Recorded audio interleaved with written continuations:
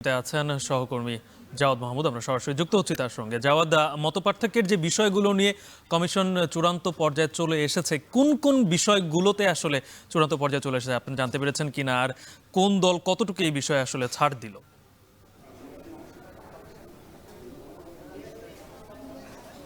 গালিব, যে বিষয়টি মূলত দাঁড়িয়েছে আজকে কিন্তু দ্বিতীয় পর্যায়ে যে বৈঠক হচ্ছে এই রাজধানী ফরেন সার্ভিস একাডেমিতে, আজকে 16তম দিন চলছে।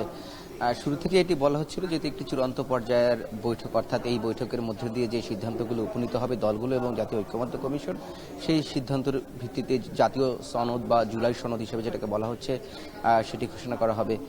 কিন্তু আজকে আপনি যে প্রসঙ্গটি এনেছেন সেটি মূলত এই সূচনা বক্তব্য, অর্থাৎ 16তম দিনের সূচনা বক্তব্যে অধ্যাপক আলেরিয়া যেটি বলছিলেন যে তাদের হাতে বেশি সময় নেই, কারণ তারা 31 জুলাইয়ের মধ্যেই জুলাই সনদ ঘোষণা করতে চায় বা ঐক্যমতে পৌঁছতে চায় এবং 10 দিন রয়েছে, অর্থাৎ আগামী 10 দিনের মধ্যেই তারা একটা জায়গায় পৌঁছাতে চায়।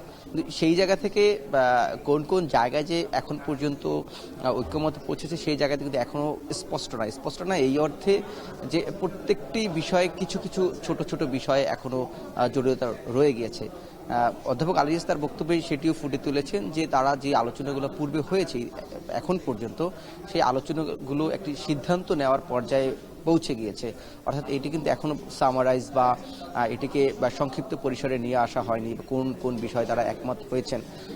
যে মৌলিক যে সংস্কার, অর্থাৎ দেখা যায় আজকে যে একটু উদাহরণ দিয়ে যদি বলি যে আজকে নিয়ে কিন্তু মূলনীতি নিয়ে কথা হবে, এই মূলনীতি নিয়ে কিন্তু এর আগেও কথা হয়েছে যেটি সংবিধানের 8 অনুচ্ছেদে রয়েছে, সেটি কিন্তু আজকে আবার নতুন করে আলোচনা হচ্ছে।